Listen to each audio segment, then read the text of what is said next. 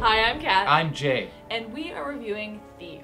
For the PS4. Let's say that because the PS4 fanboys will be very happy. Very, very happy. So, I only played it for about an hour or two. Jay has been playing it non-stop for the entire weekend. He's been obsessed with it. He's been turning off all the lights. He's been blocking out the sun in order to play this game in the appropriate way. It's very important you play this in the dark. It's a very gloomy game, that's for sure. And depressing at times. Maybe because of the game and maybe because the game itself is depressing. Do you need to cuddle now? Not with you, whore. So, this is a stealth single-player game. It is the fourth in the series. I haven't actually played the other games, but... Me neither. It takes place in a dark fantasy sort of steampunk Victorian fusion world. And there's this guy, Garrett, who you play as, and you are a master thief. And you used to live in this place called The City. And you moved away for many years, and then you've returned, and it turns out the Baron is ruling over everything, and the rich are very rich, and you're basically going to take advantage of that. Robin Hood. Robin Hood. Let's just talk about the characters really quickly while I spit all over you like I just did. Garrett as a main character, I unfortunately feel like he's a flat piece of cardboard that doesn't belong in a video game. You don't have any interest in him. You're not attached to him in any way. He doesn't have any dialogue that makes you want to like him. He doesn't really have any background story that you're like, oh, I feel for him or anything. He's just like this dude who's a master thief, apparently. Okay, let's just be honest here. The character design is horrible. I'm not a huge fan of it. Like, when you go from Deus Ex to this, the same studios... What were you guys thinking, Montreal? I don't know what they did here, but unfortunately, I'm just being honest here. I have to be honest. Because I could say, like, because I know them, and I know they made a good game before, and I should stick up for them, but I'll be honest in this review. My voice. When you get to the characters and you look at them and you look them over in the details, you're like, okay, this is next gen, but it's still something about them. They don't have as much movement. They don't have as much... No. They don't emote as much as you would like them to visually. No. Character design in this is last gen and just upgraded. It's like...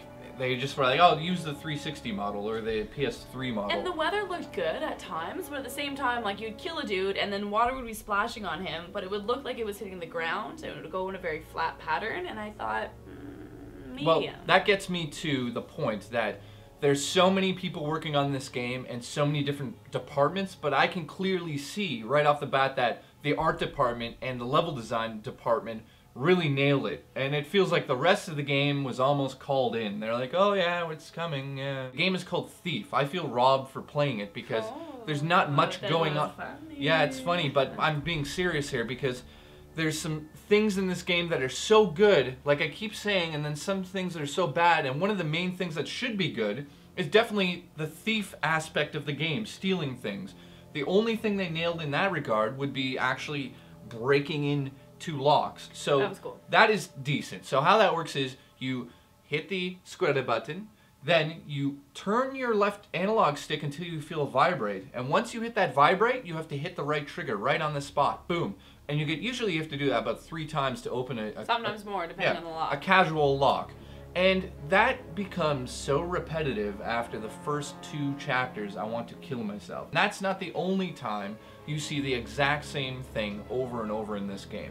So, just like in Tomb Raider, there's lots of like narrow passages where she turns sideways. Remember those parts? Yeah. And it was never really the same. She would like do different things and go through it. In this, I swear to God, they took the exact same little narrow passage and just copied and pasted it in the game. Oh. And in the middle of... Does he move that piece of wood out of the way? In every one of them, he moves the wood. In every one of them. No, I only played for an hour. That's horrible. You played for an hour and saw that. I had to do it 100 times. You go through the same corridor. I'm not making this stuff up. This is, again, not even... I have notes on all of the things I saw that were ridiculous. Well, saying that, the graphics are so spectacular that you would expect everything else to be up on that level. Like, first thing you notice is the lighting is just really, really, really well done. They use lightning a lot, which is really cool. It's so awesome. It just lights up the world in a fantastic way. You have a Really little circle in the side of your HUD that lights up and tells you when you're in the light, and of course it lights up when lightning happens, and your PlayStation 4 controller lights up white instead of blue, that was telling cool. you that you're in the light or that there's lightning, etc., which is so cool if you're playing in the dark. So looting, explain this to them, because to me, I'm so angry about it. The game is called Thief. You're supposed to be doing cool things and like interacting with the world and breaking doors down and stealing things. There's really cool things you can do, like turn the lights off by hitting a switch, wiping candles so the light goes out in the room, hitting random like glasses in the hallway so the enemies go down the other way, and then you can sneak in and break into the door. But, all of that said, what does it boil down to? I mean, you can pickpocket dudes, and you can... what else? Oh, okay, that's it. Yeah, I mean, you can go, like, you go into drawers and cupboards and shelves and stuff and steal stuff, but it's, like, the same animation, and, one desk will have, like, 4 or 5 drawers. You'll just go through them, but it's just, like, it's all the time. It's all the time, and you need that money to regain all of your arrows when you go to the shop. You're constantly going to all these dressers and doors and opening them, thinking, like, okay, cool, something's gonna happen in this room.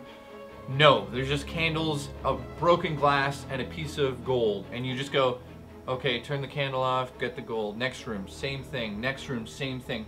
Then, in the world, spread out all over the place, is like random gold ashtrays on rooftops. Like, who put the shit there? I want to know, the guy watching this, who's watching this review, if you were the person responsible for putting all of the little trinkets and stuff that you find in the world, if you are the person who put it in the potted plant on the rooftop, what the hell is wrong with you? We judge you.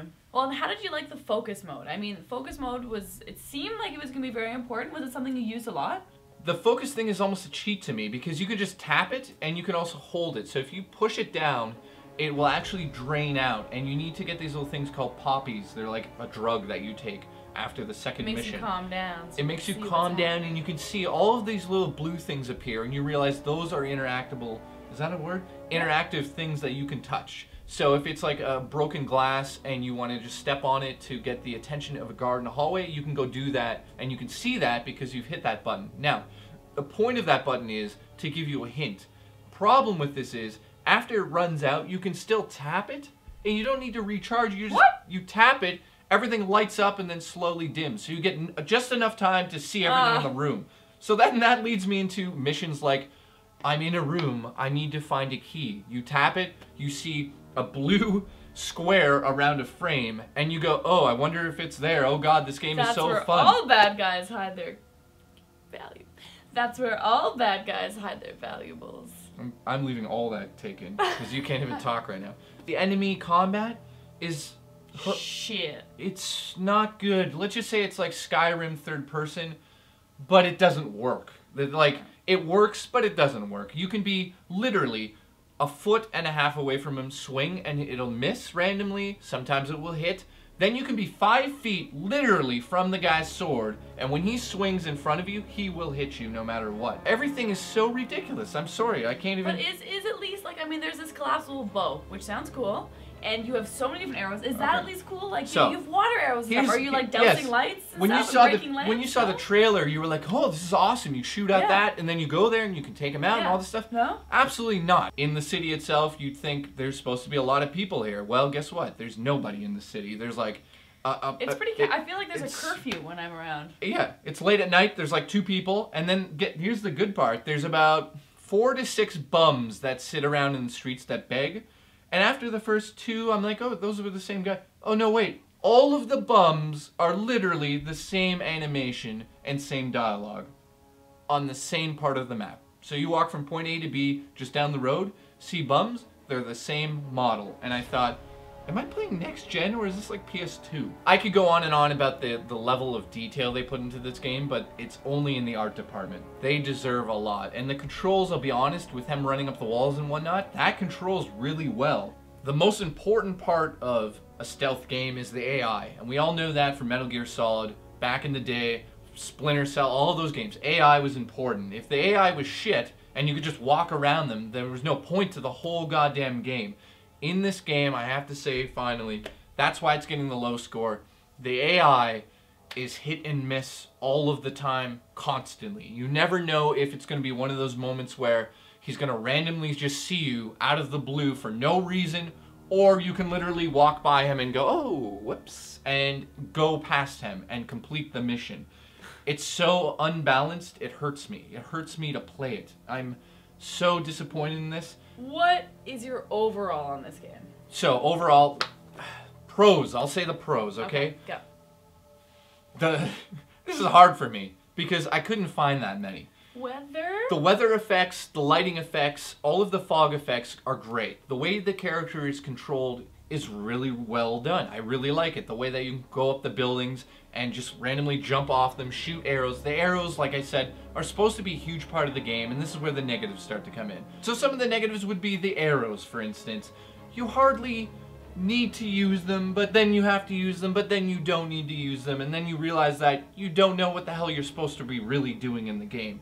It's confusing as hell right off the bat. First two, I'm not the only person. I talked to other reviewers reviewing at the same time as me. Everybody was confused. Everyone's saying, what the hell is with this city? It's so random. You're generating into these open areas. You don't realize if you're supposed to be sneaking around or not. Then you're like, oh, okay, I'm in a chapter now. And then on top of it, the worst dialogue I've heard for quite some time. I'm not just saying that. The bit that I heard was awful. It's really poorly done. The story was so The story medium, is so...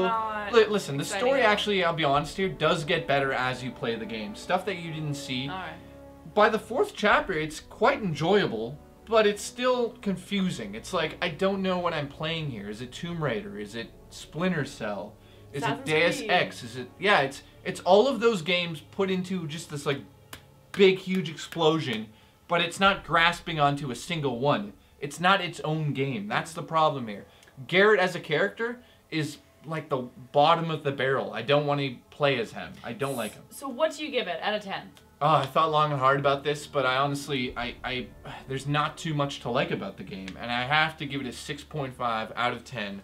It's just not enjoyable for me. There's nothing redeemable about it. I don't want to go back and do side missions because more than likely, because I played some, but more than likely the rest are just like, go into a room, find a secret gem. There it is. By pushing the focus button, you found it. I've held your hand the whole goddamn time. Why are you still fucking playing me? 6.5 out of 10. Unfortunately, it's not the next-gen game I was expecting. I was so excited about this, but it's, to me, the story is just one of the most important parts of a video game, and The Last of Us showed us that, you know, Last of Us, gameplay-wise, there's not a lot of gameplay. It's a lot of walking, to be honest. Then when there is gameplay, it's intense and amazing.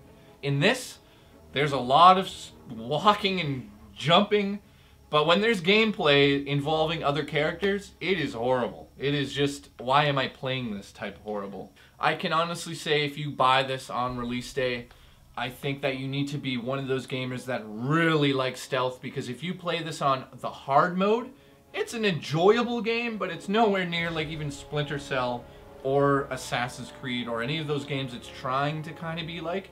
It's just a below average game, and I hate saying that because I wanted this to be You wanted something to like it so more. bad. He was like, I'm so excited. It was so great. I got home from work and I was like, oh, I know.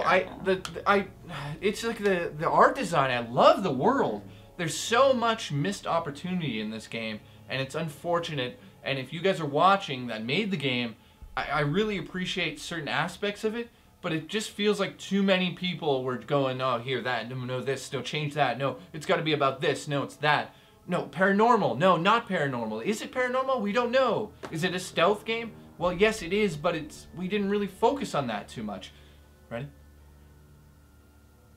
No, that's okay. I don't think there's any. the end. Okay, can you put bloopers in, please?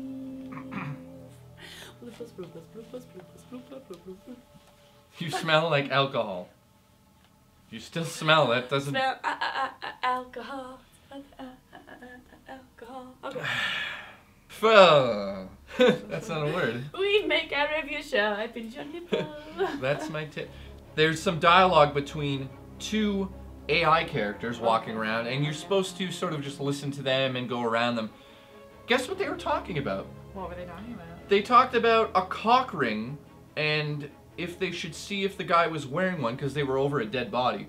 So they talked about a cock ring, and then he talked about his dead brother and his wife, and how he should probably try to go fuck his dead brother's wife.